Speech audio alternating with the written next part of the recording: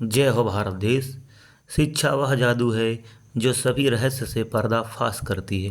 Hello दोस्तों, आपके अपने यूट्यूब चैनल शिक्षा की रोशनी 24 में स्वागत है।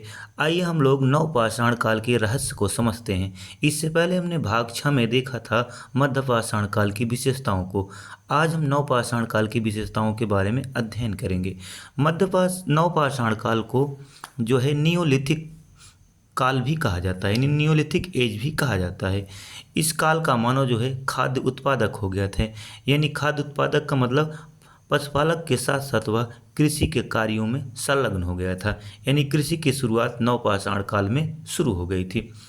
सबसे पहले हम बता दें कि नवपाषाण काल शब्द का प्रयोग जॉन लुबाक ने अपनी एक पुस्तक थी, जिस पुस्तक का नाम था pre Historica pre Historica pre historic time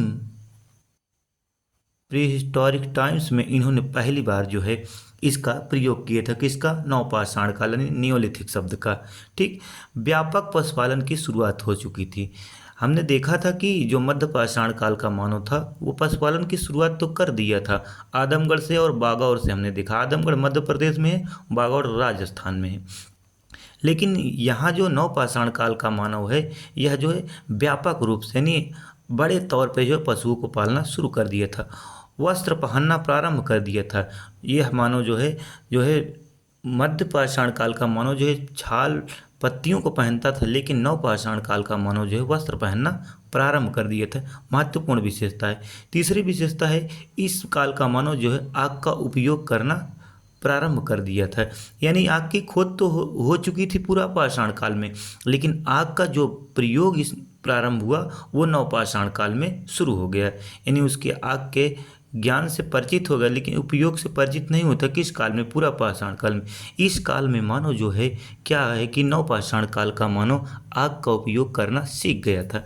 खाद्यान्नों की कृषि प्रारंभ हो गई, यानी हमने बताया कि खाद्यान्नों की कृषि यानी कृषि की शुरुआत हो चुकी थी। किस काल में? नवपाषाण काल में। चलिए दोस्तों, हम देखते हैं मानचित्र के माध्यम से इनके कुछ महत्वपूर्ण स्थल और उनकी विशेषताओं को। मानचित्र ये है, मानचित्र में हमने लिखा है यहाँ पे बुर्जहोम। बुर्जहोम जो है कहाँ है? बुर्जहोम है जम्मू कश्मीर में। जम्मू कश्मीर भारत का एक राज्य है, वहाँ पर है बुर्जहोम। यहाँ पर हमने लिखा कुछ पाकिस्तान के जो नवपाषाणिक स्थल है। कौन कौन से हैं? पाकिस्तान के नवपाषाणिक स्थल है राना घुंडई, ये जो कि आपका है बलूचिस्तान के ऊपरी क्षेत्र में स्थित है, ये यहाँ है। उसके बाद है क्वेटा। क्वेटा घाटी के पास बलूचिस्तान ही में है मेहरगढ़, और इसी के बगल में है किली गुल मोहम्मद। ऊपर आके देखेंगे ऊपरी सिंधु क्षेत्र में तो आपका सरायखोला जलीलपुर। चलिए हम पहले देखते हैं बुर्जहोम की विशेषताएं जो नवपाषाण काल की हैं। ठीक, बुर्जहोम का मतलब होता है बुर्ज वृक्ष का स्थान। क्या? यहाँ हम लिख दे रहे हैं। ठीक, यहाँ से शुरू कर रहे हैं बुर्जहोम के बारे में। इसका बुर्जहोम का अर्थ क्या होता है? बुर्ज वृक्ष का स्थान। बुर्ज वृक्ष का स्थान, इसका शाब्दिक अर्थ है बुर्ज वृक्ष का स्थान। ठीक, अब इसकी खोज किसने की थी? तो इसकी खोज की थी टेरा पीटरसन ने। टेरा पीटरसन महोदय द्वारा की गई। ठीक, टेरा पीटरसन महोदय द्वारा सन 1935 में इसकी खोज होती। कब होती है? सन 1935 में टेरा और पीटरसन के निर्देशन में इसकी खोज होती है। और एक महत्वपूर्ण बुर्जहोम की विशेषता यह है कि जब बीके थापर आते हैं, कौन? बीके थापर आते हैं, यहाँ की खोज करते हैं, तो इनको यहाँ से दो प्रकार की यानी दो स्तर की संस्कृतियाँ मिलती। कितनी स्तर की? दो स्तर की। एक मिलती है मध्यपाषाण काल की संस्कृतियाँ और दूसरी मिलती है नवपाषाण काल की संस्कृतियाँ। तो चलिए हम अध्ययन करते हैं इनके बारे में। कौन आते हैं? BK Thapar. BK Thapar BK Thapar आते हैं, यहाँ की खोज करते हैं। इनको यहाँ से दो प्रकार की संस्कृतियाँ मिलती हैं। कौन कौन? पहला मध्यपाषाणिक स्थलीय और दूसरा है नवपाषाणिक स्थल। नौ पाषाणिक स्थल मिलता है। तो चलिए हम जान लेते हैं मध्य पाषाणिक स्थल की विशेषता। हम पहले ही पढ़ चुके हैं, फिर भी हम बता दे रहे हैं। इसकी विशेषता यह है कि यहाँ से स्क्रेपर, हार्पून और छिद्रक आदि औजार प्राप्त हुए। चलिए हम नवपाषाण काल की विशेषता यहाँ पढ़ रहे हैं, तो नवपाषाण काल के बारे में अध्ययन करते हैं। यहाँ से जो नवपाषाण कालिक स्थल थे वो झील के किनारे मिले। कहाँ? झील के किनारे। किसके? झील के किनारे मिले। ठीक, यही झील के किनारे से हमको गर्तावास मिला। क्या? गर्तावास यानी गर्तवास मिला। ठीक, गर्तवास। क्या मिला? गर्तवास। गर्तवास का मतलब होता है गड्ढे का घर। गर्त माना, गर्त का मतलब होता है गड्ढा, वास का मतलब होता है स्थान, यानी गड्ढे में रहने का स्थान जो था उसे गर्तावास। कहाँ से मिला? बुर्ज होम से मिला। बता दें कि ये लोग गड्ढे में क्यों रहते? क्योंकि कश्मीर में ठंडी पड़ती है। कश्मीर में ठंडी उस समय पड़ती थी और ठंडक का क्षेत्र, इसलिए लोग वहाँ गड्ढे बना कर रहते थे। तो गर्तावास का साक्ष्य हमको कहाँ मिला? तो गर्तावास का साक्ष्य हमको बुर्ज होम में मिला। यहाँ की और क्या विशेषता थी जो बीके थापर द्वारा खोजी गई? एक विशेषता यह थी कि ये लोग शिकार करते थे। किस? शिकारी थे। क्या थे? शिकार भी करते थे और मछली पकड़ते थे। क्या? मछली पकड़ते थे। मछली के भी हमको साक्ष्य मिले। ठीक, यहाँ से अनुमान लगाया गया है कि ये मानव जो है, यहाँ का मानव खेती करना सीख गया था, यानी खेती करने के अनुमान, खेती का अनुमान, खेती का अनुमान जो है यहाँ से प्राप्त होता है। कहाँ से? बुर्ज होम से। ठीक, बता दें बुर्ज होम जो है झेलम घाटी में है। कहाँ है? झेलम घाटी में है। झेलम घाटी में स्थित है। ठीक, आइए बुर्ज से और क्या विशेषताएं उसको जानते हैं। बुर्ज की एक महत्वपूर्ण विशेषता है, यहीं पर हमको मालिक के साथ कब्र में कुत्ते के साक्ष्य दफनाने के मिले। नहीं, कहने का मतलब ये हुआ कि जो उसका मालिक था उसी के साथ उसके कुत्ते को दफनाया गया था। कहाँ? बुर्ज में। मालिक के साथ कुत्ता, मालिक प्लस कुत्ता, मालिक प्लस कुत्ता, कुत्ता, यहीं से हमको मालिक के साथ कुत्ते के दफनाने के साक्ष्य मिले। यहाँ से हमको तांबे का बाण मिला। बाण जो आप लोग रामायण देखे होंगे, जो राम ओम चलाते हैं बाणवा, वही। ठीक है, तो तांबे का बाण मिला हमको, तांबे का बाण। ठीक, तांबे का बाण हमको मिला। कहाँ से? बुर्ज होम से। और बुर्ज होम की एक विशेषता थी, यहीं से हमको हड्डी की सुई मिली। क्या? हड्डी, हड्डी की क्या मिली? सुई मिली। और दरेती पत्थर की मिली। क्या? हड्डी की सुई मिली। दरेती, दरेती जो है धनवा काट जाते है। ठीक, दरेती, दरेती यहीं से हमको प्राप्त हुई। ठीक, यहाँ की एक महत्वपूर्ण और विशेषता है, यहाँ से हमको जो है गोलाकार गर्तावास मिले। गोलाकार, गोलाकार गर्तावास यानी गर्तवास, यानी जो गर्तावास था गोलाकार था। गोलाकार क्यों बनाते थे?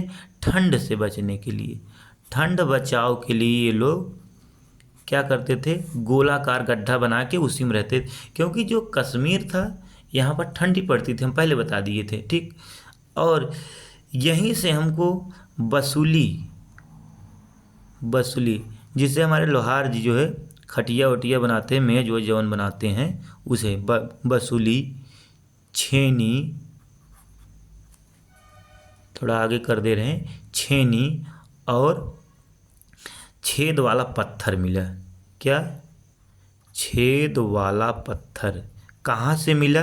बुर्ज होम से छेद वाला पत्थर प्राप्त हुआ।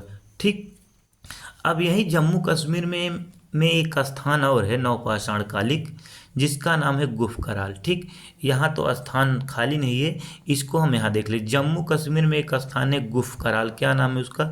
गुफ कराल। तो गुफ कराल का पहले हम अर्थ जान लेते हैं। गुफ कराल का मतलब क्या होता है? गुफ कराल का मतलब होता है कुलाल। क्या? कुलाल की गुफा, कुलाल की गुफा। कुलाल का मतलब होता है कुम्हार। कुलाल का मतलब क्या होता है? कुम्हार। कुम्हार जो आजकल वो दियली उली देने आते हैं, कुल्हड़ उल्हड़ बनाते हैं चाय पीने वाली, वही। ठीक, कुम्हार की गुफा। कुलाल यानी गुप्त कराल का अर्थ हो गया कुम्हार की गुफा। यहाँ से हमको जो है, कहाँ से? गुप्त कराल से हमको जो है प्रारंभिक निवास के 3 चरण देखने को मिलते। कौन से? प्रारंभिक निवास। प्रारंभिक निवास के हमको कितने चरण देखने को मिलते हैं? 3 चरण। जो पहला चरण था, क्या 3 चरण देखने को मिलते हैं?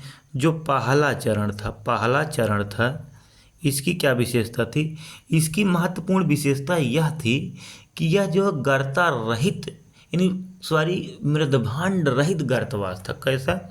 मृदभांड रहित।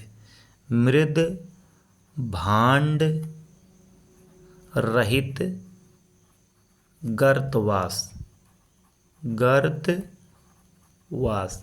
यानी कहने का मतलब, यहाँ का जो मानव जो घर बनाकर रहता था, वहाँ से हमको मृद माने मिट्टी, भांड माने बर्तन, यानी मिट्टी के बर्तन हमको उनके साथ नहीं मिले। ठीक, यानी केवल सिर्फ मानव के ही अवशेष मिले उस गर्तावास में। जो गड्ढा घर था, वहाँ से हमको मिट्टी वाला कोई बर्तन नहीं मिला। ठीक, जो तीसरा चरण था, कौन? यहाँ का जो दूसरा चरण था, ठीक, तीसरा चरण था, दूसरा और तीसरा चरण था, वहाँ से हमको क्या है, कुछ मिट्टी के अनगढ़ किस्म के मृदभांड मिले। क्या? मिट्टी के अनगढ़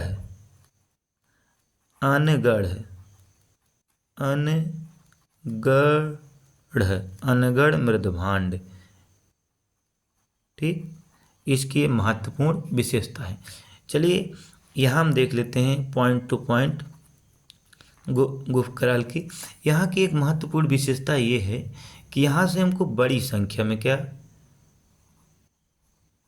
बड़ी संख्या में हड्डी के औजार मिले। किसके औजार मिले? हड्डी के औजार मिले। कहाँ से? गुप्त कराल से, जो ऊपर हमने दिखा दिए जम्मू कश्मीर में। उसके बाद यहीं से हमको जो है पशुपालन और कृषि दोनों के धंधे के साक्ष्य मिलते। किसके? पशुपालन व कृषि। ठीक, इम्पॉर्टेंट है, परीक्षा में पूछा जाएगा, महत्वपूर्ण है। पशुपालन और कृषि के धंधे के साक्ष्य कहाँ से मिलते हैं? गुप्त कराल से। गुप्त कराल की और एक विशेषता है, गुप्त कराल ही नहीं, बुरझोम, दोनों की विशेषता क्या थी, गुप्त कराल और बुरझोम की? यहाँ का जो मानव था सिर्फ पालिशदार पत्थरों का औजार करता था। जो पत्थर के औजार थे वो पालिशदार थे। कैसे?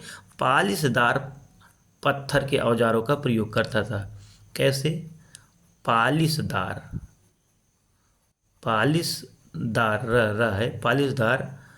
पत्थर के औजार का प्रयोग करता था। ठीक, केवल यहाँ लिख दे रहे हैं, केवल पालिशदार पत्थर के औजारों का प्रयोग करता था। कहाँ का मानव? जो हमारा बुरझोम और गुप्त कराल का था। दोनों जगह की विशेषता है ये।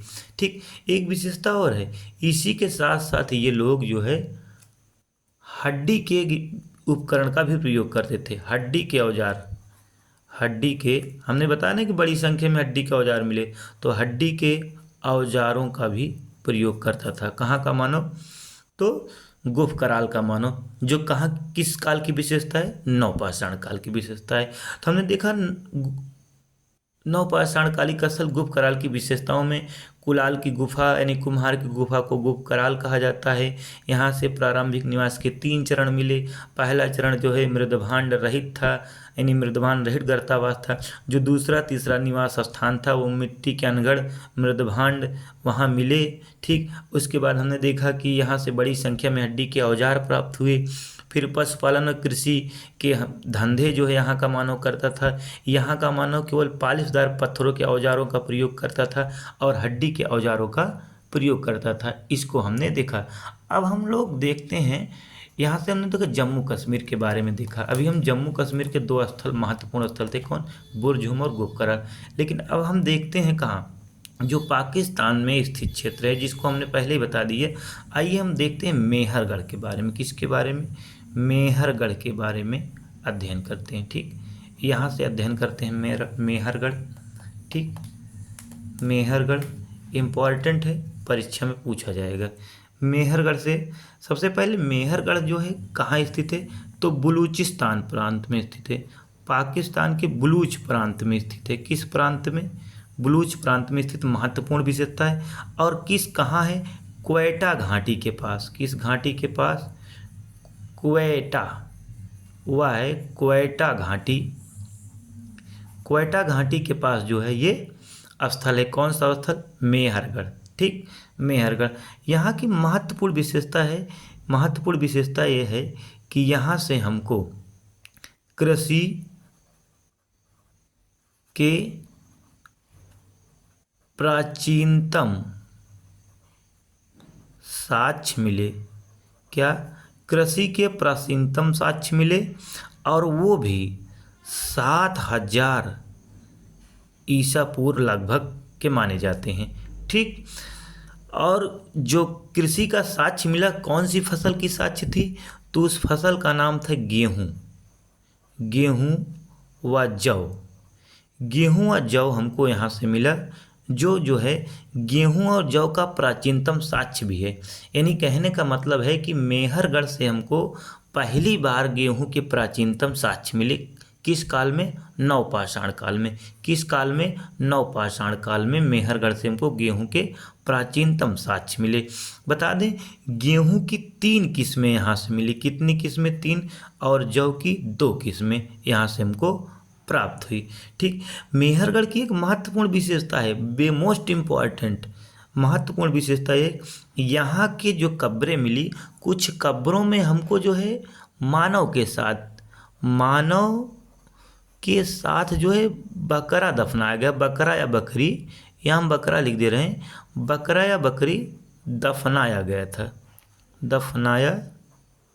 था। कहाँ?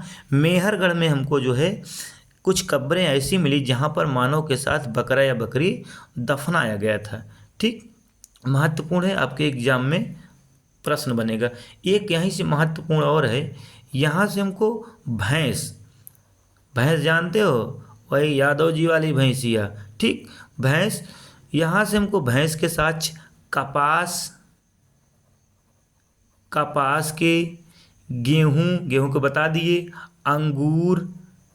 अंगूर की खेती आदि के साक्ष्य हमको प्राप्त हुए।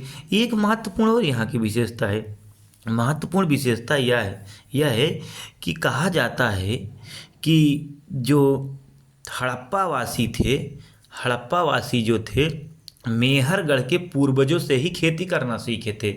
गेहूं की, कपास की, जौ की, जो अंगूर की खेती होती थी, यहीं के पूर्वजों से हड़प्पावासी सीखे थे। यानी कहने का मतलब, मेहरगढ़ के पूर्वज थे, मेहरगढ़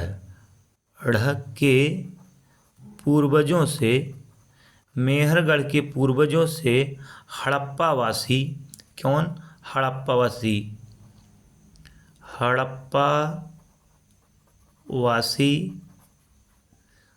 जो ऊपर हमने बताया, उसकी खेती करना सीखे थे।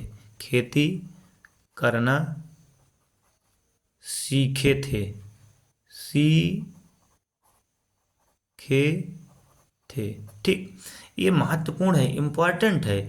कहा जाता है कि मेहरगढ़, यानी मेहरगढ़ के पूर्वजों से जो हड़प्पावासी खेती करना सीखे थे। ठीक, इम्पॉर्टेंट है, आपके परीक्षा में पूछा जाएगा। ठीक, एक इम्पॉर्टेंट पॉइंट और है जो आपके परीक्षा में कई बार पूछा भी गया है। यहाँ से हमको मेहरगढ़ से अस्थाई, वहाँ जगह नहीं, यहाँ देख लीजिए, मेहरगढ़ के बारे में, मेहरगढ़ से हमको क्या अस्थाई, मेहरगढ़ के बारे में लिख रहे हैं। मैं ये मत समझ लिए कि दिल्ली के बारे में लिखा था, ठीक है, मेहरगढ़ के बारे में लिखा था। मेहरगढ़ से हमको कच्ची, कच्ची ईंट के आयताकार, कैसा आयता, आयताकार, आयताकार मकान मिले, आयताकार मकान मिले जो अस्थाई निवास की ओर संकेत करते हैं। किसकी ओर? अस्थाई निवास। ठीक, यानी कहने का मतलब ये हुआ कि मेहरगढ़ से हमको अस्थाई निवास के प्राचीनतम साक्ष्य देखने को मिलते हैं। इंपॉर्टेंट है, परीक्षा में पूछा जाएगा। अस्थाई प्राचीनतम यानी पुराना साक्ष्य, प्राचीनतम, मेहरगढ़ से हमको अस्थाई प्राचीनतम साक्ष्य देखने को मिलते हैं। ठीक, ये महत्वपूर्ण पॉइंट है। ठीक, चलिए एक बार हम देखते हैं मेहरगढ़ से, मेहरगढ़ की क्या क्या विशेषता है जिसको हमने अध्ययन किया। मेहरगढ़ की पहली विशेषता हमने बताया, यह बलूचिस्तान प्रांत के क्वेटा घाटी के आसपास स्थित है। ठीक, उसके बाद हमने देखा यहाँ से कृषि के प्राचीनतम साक्ष्य मिले, 7000 ईसा पूर्व लगभग माने जाते हैं। और वो कौन सी कृषि की फसल थी? गेहूं और जौ, गेहूं की 3, जौ की 2। ये माना जाता है कि गेहूं का प्राचीनतम साक्ष्य मेहरगढ़ से ही हमको प्राप्त हुआ। कहाँ से? मेहरगढ़ से ही प्राप्त हुआ। उसके बाद एक हमको कब्र मिली, कई कब्रें ऐसे मिली जहाँ से मानव के साथ बकरे दफनाए जाने का साक्ष्य मिला, मानव के साथ बकरे दफनाए जाने का साक्ष्य मिला, भैंस का साक्ष्य मिला, कपास का साक्ष्य मिला, अंगूर की खेती, जौ की खेती के साक्ष्य यहीं से हमको मिले, गेहूं की खेती के साक्ष्य हमको मिले। इस आधार पर पुरातत्वविदों ने कहा कि जो मेहरगढ़ के पूर्वज थे उन्हीं के पूर्वजों से हड़प्पावासी इन जो कपास की, अंगूर की, जौ की, गेहूं की खेती करना सीखे थे। ठीक, यहाँ से ये इंपॉर्टेंट पॉइंट है। एक इंपॉर्टेंट पॉइंट ये है, यहाँ से कच्ची ईंट के आयताकार मकान हमको मिले जो अस्थाई निवास के प्राचीनतम साक्ष्य हैं। ठीक, यहाँ से इतने इंपॉर्टेंट पॉइंट हैं जो आपके परीक्षा में बनेंगे। ठीक, एक इंपॉर्टेंट पॉइंट है जलीलपुर से, जलीलपुर से देख लीजिए, जलीलपुर भी पाकिस्तान के सिंधु प्रांत में। यहाँ से हमको मछली पकड़ने के साक्ष्य मिले। क्या? मछली पकड़ने के साक्ष्य, पकड़ने के साक्ष्य कहाँ से मिले? जलीलपुर से। ठीक, तो पाकिस्तान का कौन कौन सा क्षेत्र है? सिंधु प्रांत में, जो है सिंधु प्रांत के ऊपरी क्षेत्र में जो है जलीलपुर, सरायखोला।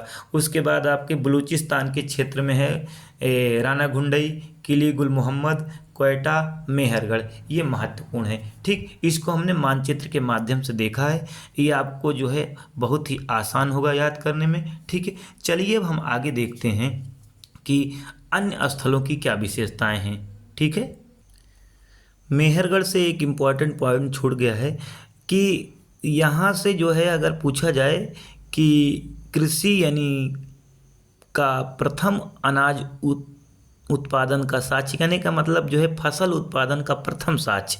क्या? फसल उत्पादन का प्रथम साक्ष्य हमको कहाँ से मिलता है? तो मेहरगढ़ से मिलता है। ये महत्वपूर्ण पॉइंट है, इसको भी आप डाउनलोड कर लीजिए। क्या? फसल उत्पादन, फसल उत्पादन, फसल उत्पादन का जो है प्राचीनतम साक्ष्य हमको कहाँ से मिलता है? तो मेहरगढ़ से मिलता है। ठीक, चलिए आगे देखते हैं। कर्नाटक, कर्नाटक से हमको नवपाषाण काल के जो स्थल थे वहाँ से उनकी विशेषताओं के बारे में अध्ययन करेंगे।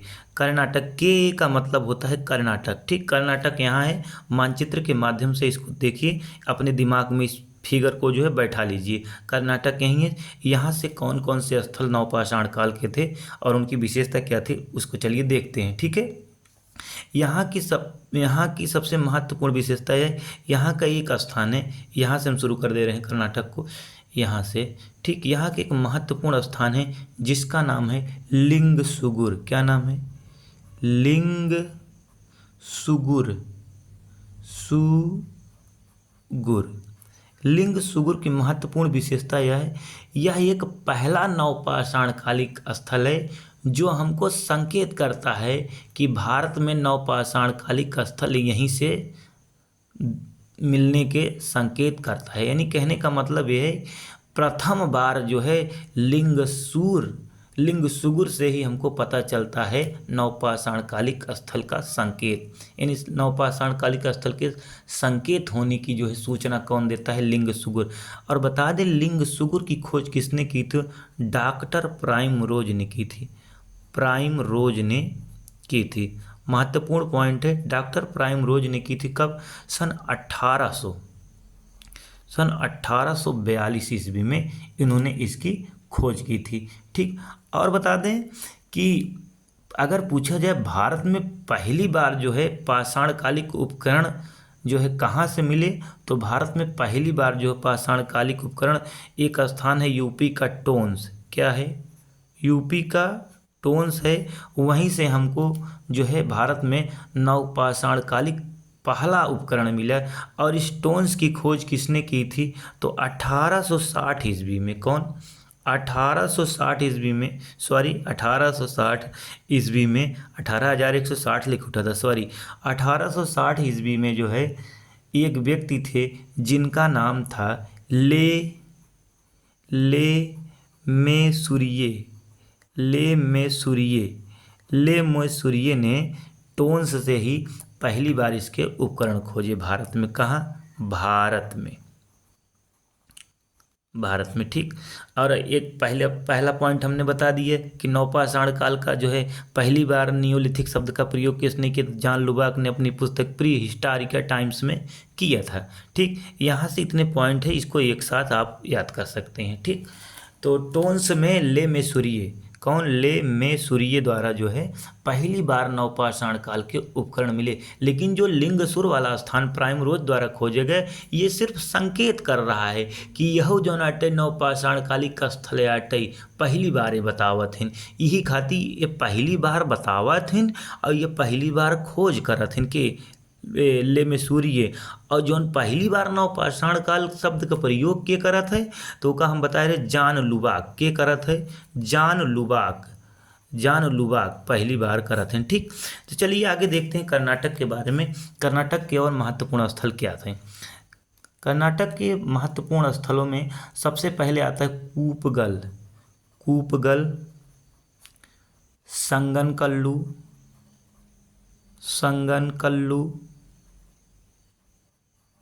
संगनकल्लू, पिकलीहल।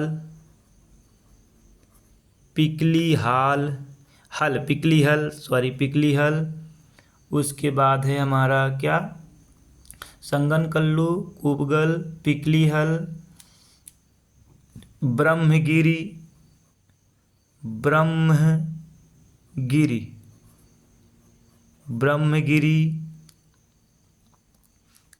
तक्कलकोट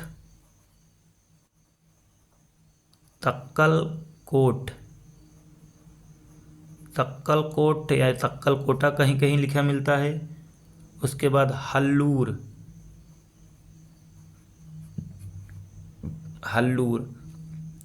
के बाद एक स्थान है कोडेक्कल। क्या है? कोडेक्कल। ठीक। ये कर्नाटक के महत्वपूर्ण स्थल है। इन स्थलों में कुछ ऐसे स्थल हैं जहाँ से हमको मवेशियों के राख मिले, यानी जो जानवर पाले जाते थे उनके राख मिले। कहाँ से मिले? ये परीक्षा में पूछा जाता है।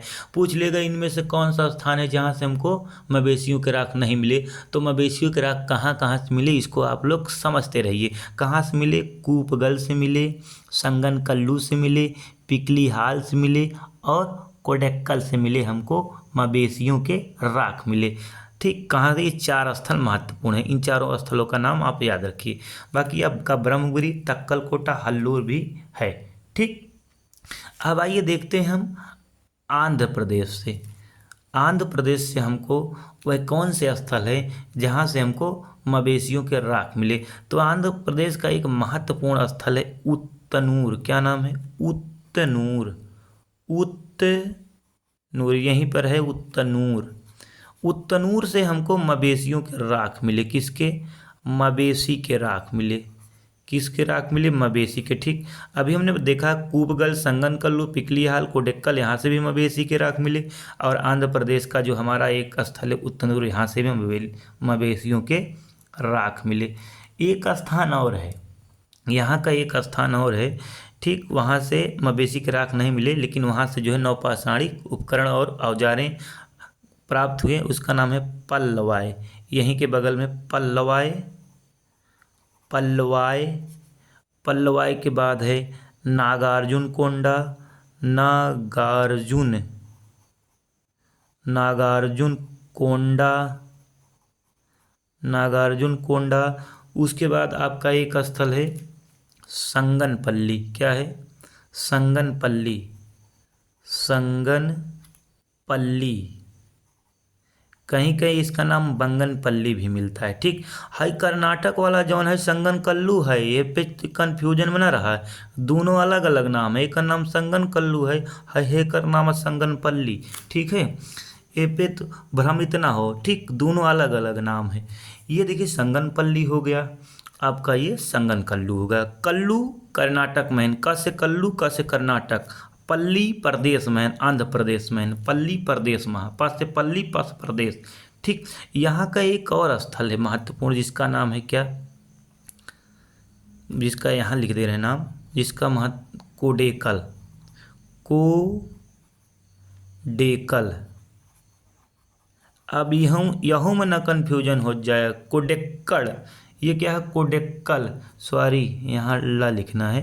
ये है कोडेक्कल, ये है कोडेकल, दोनों अलग ही अलग है दोनों। ठीक, तो आपका आंध्र प्रदेश का उत्तनूर, जहाँ से राख, मवेशियों के राख मिले, पल्लवाय, कोडेक्कल, नागार्जुन कोंडा, संगनपल्ली, कहीं कहीं बंगनपल्ली भी मिलता है। ठीक, आप लोग भ्रमित नहीं होइए। ठीक, एक स्थान है और क्या, तमिलनाडु। TN का मतलब तमिलनाडु। तमिलनाडु का एक स्थान है पय्यमपल्ली। क्या है? पय्यमपल्ली। ला है, ला बना दे रहे हैं, तारा मत समझिएगा। पय्यमपल्ली सही से बना दें, पय्यमपल्ली। बर्तनियाँ गलत हो जाती है, पता नहीं कैसे समझाने लगते हैं। तो पय्यमपल्ली जो है क्या है, पय्यमपल्ली भी तमिलनाडु का एक नवपाषाणिक स्थल है। ठीक, अब आइए देखते हैं यहाँ पर है बिहार। क्या है? बिहार। बिहार को हम थोड़ा, आइए बिहार के बारे में जान लेते हैं। यहाँ की महत्वपूर्ण क्या विशेषता है। बिहार से एक महत्वपूर्ण और प्रश्न बनेगा। बिहार, ध्यान दियो, बिहार, बिहार को हम यहाँ देख ले रहे हैं। ठीक, उत्तर प्रदेश ना समझिए, बिहार का मतलब बिहार। बिहार जो है यह भी नवपाषाण कालिक स्थल का प्रतिनिधित्व करने, नवपाषाणिक का प्रतिनिधित्व करता है। यहाँ का एक स्थान है जिसका नाम है चिरांद। क्या नाम है? चिरांद, चिरांद। ठीक, यह कहाँ है? मध्य गंगा घाटी क्षेत्र में स्थित है। मध्य गंगा घाटी क्षेत्र में स्थित है। ठीक है, मध्य गंगा घाटी क्षेत्र में स्थित है। ठीक, यहाँ की महत्वपूर्ण विशेषता ये है कि यहाँ से हमको हड्डी के औजार प्रचुर मात्रा में मिले। क्या? हड्डी, हड्डी में वो भी सींग वाली हड्डी। ठीक, हड्डी के प्रचुर मात्रा, प्रचुर मतलब ढेर के, प्रचुर मात्रा में औजार मिले, प्रचुर मात्रा में औजार। ठीक, हड्डी के प्रचुर मात्रा में हमको औजार मिले। कहा जाता है कि यहाँ का जो चिरांद में हमको हड्डी के औजार मिले, बुर्ज होम को छोड़कर, किसको? बुर्ज होम को छोड़कर बाकी भारत का कोई ऐसा स्थल नहीं है जो चिरांद से ज़्यादा हड्डी के औजार पाए गए। कहने का मतलब चिरांद में केवल बुर्जे होम एक ऐसन रहा जहाँ से ज़्यादा मिला, उसके बाद दूसरे के नंबर पर चिरांद ही हटे। ठीक, यानी दूसरे नंबर पर चिरांद का ही स्थान आएगा, इसलिए महत्वपूर्ण हो जाता है। हाँ, आपको एक पॉइंट ये बता दें कि चिरांद जो है बिहार के सारण जिले में स्थित है। किस जिले में? सारण जिले में स्थित है। बिहार के सारण जिले में स्थित है। यहाँ बिहार से इतना इम्पोर्टेंट पॉइंट बनता है। चलिए, कुछ महत्वपूर्ण पॉइंट है उसको हम कर लेते हैं। यहाँ कुछ महत्वपूर्ण पॉइंट है। ये जो पहिए का आविष्कार, पहिए का आविष्कार किसका?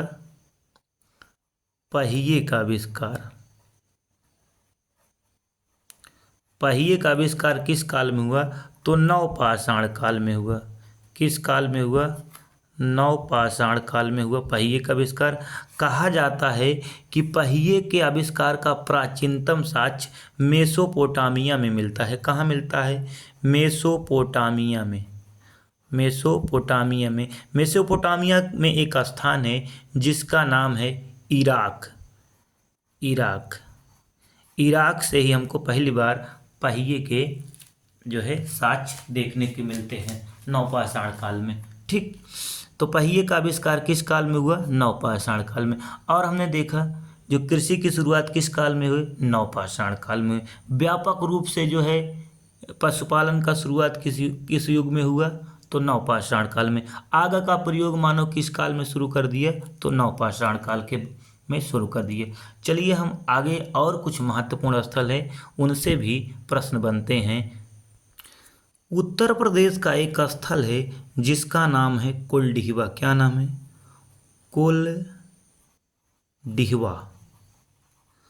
कुलडीहवा से हमको नवपाषाण काल के क्या क्या उपकरण मिले, यानी कि क्या क्या विशेषताएं हैं जो परीक्षा में प्रश्न बनते। सबसे पहले हम बता दें कुलडीहवा इलाहाबाद में है। कहाँ है? इलाहाबाद में, जेकर नाम बाबा योगी बदल देहन प्रयागराज। ठीक, तो इलाहाबाद में स्थित है। ठीक, यहाँ का जो उत्खनन कार्य हुआ था वो लगभग, उत्खनन कार्य हुआ था उसकी समय सीमा बताया गया 6000 ईसा पूर्व।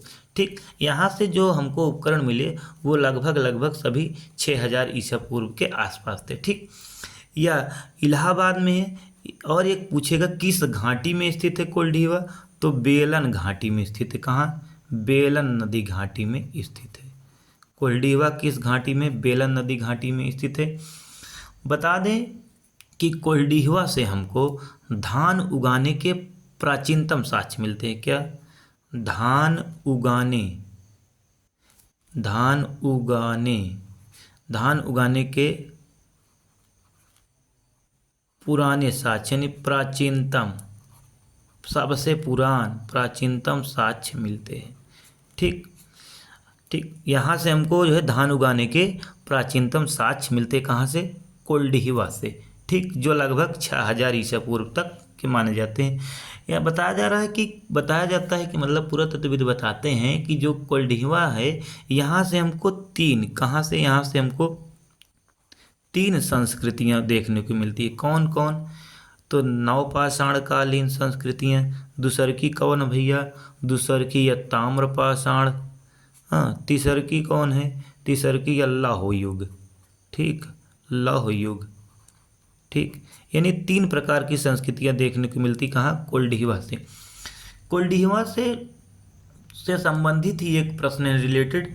यहाँ से जो है जो धान के हमको प्राचीनतम साक्ष्य मिले, धान उगाने के जो प्राचीनतम साक्ष्य मिले 6000 ईसा पूर्व, इसे जो है पुरातत्वविदों ने एक उत्तर प्रदेश का एक स्थान है वहाँ से खोज किया और इसका जो प्राचीनतम साक्ष्य है इसकी वैल्यू घटा दिया।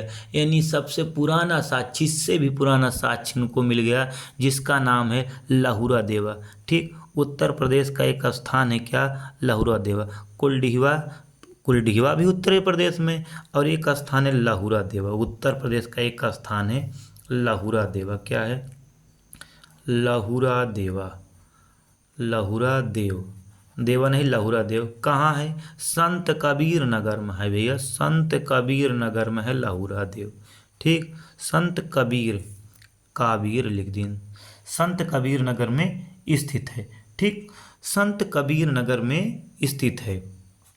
ठीक, यहाँ से जो हमको धान के साक्ष्य मिले वो लगभग 9000 ईसा पूर्व से लेकर 8000 ईसा पूर्व तक के बताए जाते हैं। ठीक, अब जो है लहुरा देवा को नहीं हम अब हम कुलडीहवा को नहीं बल्कि लहुरा देव को ही धान के प्राचीनतम साक्ष्य मानेंगे। कहने का मतलब जो लहुरा देव से हमको धान का प्राचीनतम साक्ष्य मिला, प्राचीनतम साक्ष्य मिला साक्ष्य मिला वो भारत का ही नहीं, भारत का ही नहीं, भारत का ही नहीं वरन विश्व का प्राचीनतम साक्ष्य माना जाने लगा। विश्व का प्राचीनतम साक्ष्य माना जाने लगा। ठीक, चीज़ों को आराम से इसलिए समझा रहे ताकि बढ़िया दिमाग में बैठ जाए। काहे से करे पहले परीक्षा में कुलडीहवा टिक लगावा जात रहा, लेकिन जब लहुरा देव के खोज हो गया तो कुलडीहवा जो नटे नवा मतलब नवा माना जाए लग, और लहुरा देवा पुरान हो गया। ठीक, लहुरा जवन रहा वो अब जेठ हो गया। ठीक, जवन कुलडीहवा रहा वो छोट हो गया। ठीक है, तो लहुरा देवस हमको 9000 ईसा पूर्व के आसपास जो है धान के साक्ष्य मिले, जो प्राचीनतम साक्ष्य का उदाहरण देते हैं। भारत का नहीं विश्व के। इसके पहले कुलडीहवा को हम चिल्लाते थे भारत का नहीं विश्व का जो है प्राचीनतम साक्ष्य, लेकिन पूरा तत्विदों ने खोरिहार खोरिहार खोजत खोजत पहुँच गए लहुरा देव उत्तर प्रदेश के संत कबीर नगर में, और वहीं से देखें तो जो सैंपल इकट्ठा कहें कार्बन डेटिंग से उसको देखते हैं, कहते हैं अरे ये तेरी के ये तो लहुरा देवा से पुराना है, ओ कुलडीहवा से पुराना है। तो लहुरा देवा में जो है पुराना साक्ष्य मिला हमको, किसका? धान का। ठीक, इसको दे। अगर पूछा जाए गेहूं का प्राचीनतम साक्ष्य, इसको हम पहले बता दिए। गेहूं का प्राचीनतम साक्ष्य हमको कहाँ से प्राप्त हुआ? तो गेहूं का जो प्राचीनतम साक्ष्य हमको मेहरगढ़ से मिला था।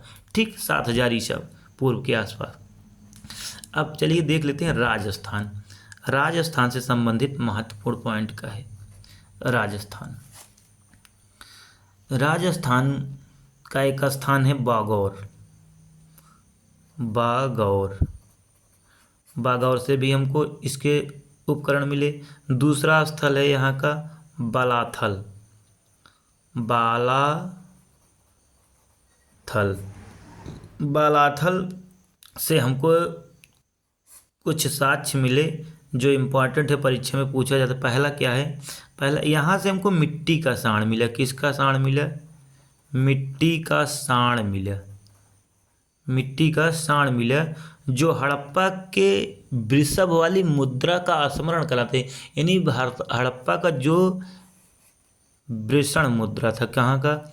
हड़प्पा का वृषण मुद्रा। वृषण, वृषण पेट फरौआ सा है। ठीक, वृषण मुद्रा का स्मरण करावत है, यानी जौन मिट्टी वाला साण मिला रहा बलाथल से, वह हड़प्पा का जो है वृषण वाली मुद्रा का स्मरण कराता है। ठीक, यहाँ से एक हमको तांबे की मुद्रा मिली। किसकी? कहाँ से? ही बलाथल से ताम्र मुद्रा मिली। ताम्र मुद्रा मिली। इसकी विशेषता क्या है? इसकी एक महत्वपूर्ण विशेषता है कि जो मुद्रा मिली इस पे हाथी और चंद्रमा का चित्र बना था। हाथी और चंद्रमा का चित्र बना था। महत्वपूर्ण है, याद कर लीजिए। राजस्थान के बालाथल से मिला था। बालाथल से, सॉरी, बालाथल से मिला था। क्या? बालाथल से मिला था हमको ताम्र मुद्रा जिस पर हाथी और चंद्रमा। राजस्थान का एक महत्वपूर्ण और स्थल है जिसका नाम है गणेश्वर। सॉरी, एक महत्वपूर्ण स्थल है गणेश्वर। क्या है? गणेश्वर। गणेश्वर, गणेश्वर की महत्वपूर्ण विशेषता है, कहा जाता है कि हड़प्पा वासी जो है ये तांबा का जो सामान होता था, तांबा का जो आयात करते थे, यानी गणेश्वर से ही हड़प्पा वाले तांबा ले जाते थे। कहाँ? यहाँ से हड़प्पा वाले क्या ले जाते थे? हड़प्पा वाले तांबा ले जाते थे। क्या ले जाते थे? तांबा। हड़प्पा ही नहीं, मोहनजोदड़ो वालों भी ले जाते थे यहीं से। मोहनजोदड़ो, मोहनजोदड़ो पाकिस्तान में, ये भी पाकिस्तान में है। ठीक, इसको हम जब हड़प्पा सभ्यता पढ़ाएंगे तो बताएंगे। दोनों ही स्थल पाकिस्तान में स्थित है। यहीं गणेश्वर से क्या ले जाते थे? तांबा, यानी हमारे भारत से पाकिस्तान वाले तांबा ले जाते रहना। मांगी मांग हे हो दई दम हो तंबवा। ठीक है, कहाँ से ले जाते थे? गणेश्वर से। गणेश्वर कहाँ? राजस्थान में। आरजे यानी राजस्थान में है। ठीक, उसके बाद आइए हम देखते हैं अभी उत्तर प्रदेश का कुछ महत्वपूर्ण पॉइंट यानी महत्वपूर्ण स्थल है जिसके बारे में हम बताना भूल ही गए थे। एक स्थल है महगरा। महगरा, महगरा, महगरा, ये कहाँ स्थित है महगरा? ये गंगा नदी घाटी में है। हाउ जोन देखत रहा कोल्डिहवा, ये बेलन नदी घाटी में रहा। कोल्डिहवा कहाँ रहा? बेलन नदी घाटी में। लेकिन जोन महगरा है कहाँ है? गंगा नदी घाटी में है। कहाँ है? गंगा नदी घाटी में स्थित है। महत्वपूर्ण विशेषता है। इसकी दूसरी विशेषता क्या है? यहाँ से हमको, महगरा से हमको गोलाकार झोपड़ी मिली। गोलाकार झोपड़ियाँ मिली। कैसी झोपड़ी मिली? गोलाकार झोपड़ी मिली। ठीक, यहाँ से हमको गाय, बैल, हिरन, मछली की हड्डी भी मिली। ये एक महत्वपूर्ण है। यहाँ से हमको मिट्टी की गुड़िया मिली। मिट्टी की गुड़िया, मिट्टी की गुड़िया यहीं से प्राप्त हुई। ठीक, यहाँ से हमको धान के साक्ष्य मिले, जौ के साक्ष्य मिले। क्या? धान के, जौ के, और उसी के साथ साथ पशुबाड़ा भी मिला। क्या मिला? पशुबाड़ा भी मिला। कहाँ से? महगरा से। महत्वपूर्ण ये हो जाता है कि महगरा से हमको जो है धान के साक्ष्य मिले और पशुबाड़ा मिले। यही परीक्षा में पूछा जाएगा। धान के साक्ष्य कहाँ से मिले? महगरा से। और महगरा कहाँ है? गंगा नदी घाटी में। ठीक, बता दें महगरा भी इलाहाबाद में है। कहाँ है? इलाहाबाद में है। इलाहाबाद, जहाँ संगम वाला मेलवा लागत है। ठीक, वहीं। उसके बाद एक स्थल और है उत्तर प्रदेश का, चौपानी मांडो। महत्वपूर्ण है। चौपानी मांडो, चौपानी, चौपानी मांडो। ठीक, अब यहाँ से क्या प्रश्न बनता है? चौपानी मांडो भी हमारा इलाहाबाद में स्थित है। ठीक, यहाँ की महत्वपूर्ण विशेषता ये है, यहाँ से हमको पूरा पाषाण, पूरा पाषाण काल से लेकर नव पाषाण काल तक की संस्कृतियाँ देखने को मिलती है। पूरा मतलब पूरा मतलब पाषाण और नव पाषाण काल की संस्कृतियाँ देखने को मिलती हैं। ठीक है, और यहाँ से हमने, जब हम पढ़ा रहे थे क्या, मध्य पाषाण काल पढ़ा रहे थे, कि चौपानी मांडो का जो हस्त निर्मित मृदभांड था, यानी हस्त निर्मित, क्या? हस्त निर्मित मृदभांड जो था, वह हस्त निर्मित जो मृदभांड था वह भारत का ही नहीं विश्व का जो है प्राचीनतम साक्ष्य माना जाता है। ठीक, भारत का ही नहीं विश्व का प्राचीनतम साक्ष्य माना जाता है। इंपॉर्टेंट है, याद रखिएगा। ठीक, अब आइए हम देख लेते हैं असम का एक क्षेत्र है। असम, असम का एक क्षेत्र है। असम हमारा यहाँ है। ठीक, असम यहाँ है। ये है हमारा असम। क्या है? असम। यहाँ हम लिख दे रहे हैं असम, जगह नहीं है तो भारत के पेटवाई में लिख दे रहे हैं। ठीक है, असम का एक स्थान है सारू तारू। क्या है? सारू तारू। यहाँ से भी हमको उपकरण मिले। एक स्थान मारक डोला, मारक डोला। ठीक, असम का एक स्थान है दाओ, दाओजली, दाओजली हेंटिंग करके है। ठीक, ये असम के 3 महत्वपूर्ण स्थल है। उसके बाद जो है उड़ीसा, इसी के बगल में उड़ीसा है। उड़ीसा से हमको क्या मिले? उड़ीसा, यहाँ है उड़ीसा। ठीक, उड़ीसा के बारे में देख लीजिए। उड़ीसा, उड़ीसा का कुछ स्थल है। ठीक, जानते रहिए, नवपाषाण काल का स्थल है उड़ीसा। यहाँ का एक स्थल है कुचाई। कुचाई किस जिले में है उड़ीसा के? मयूरभंज जिले में। मयूरभंज,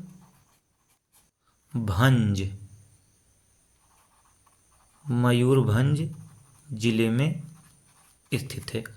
ठीक, एक महत्वपूर्ण और प्रश्न छूट गया है, जो हम पिछले वीडियो में थोड़ा भ्रमित होकर आप लोगों को बता दिए थे, कि हमने बता दिया कि मध्य पूरा पाषाण काल में जो है कुत्ता मानव का पालतू बना। तो हमने क्या बताया था? मध्य पूरा पाषाण काल में कुत्ता मानव, मानवा है, मानव का पालतू पशु बना। ठीक, इसको हमने बताया। ठीक, यहाँ हम भ्रमित इस पॉइंट पे हो गए, यहाँ से पूरा हटा दीजिए। ठीक, ये पूरा लगा देंगे तो पूरा पाषाण काल की बीच वाली अवस्था हो जाएगी, दूसरे नंबर की। अब यहाँ सिर्फ हमको ये याद रखना है कि मध्य पाषाण काल में जो है कुत्ता मानव का पालतू पशु बना, और ऐसे भी कह सकते हो कि मानव का प्रथम पालतू पशु क्या है? कुत्ता। ठीक, यही जो है पॉइंट छूट गया था। ठीक, जिसको हम भ्रमित होकर आपको गलत बता दिए थे। ठीक, इसके लिए क्षमा चाहते हैं। चलिए मिलते हैं अगले वीडियो में। जय हो भारत देश।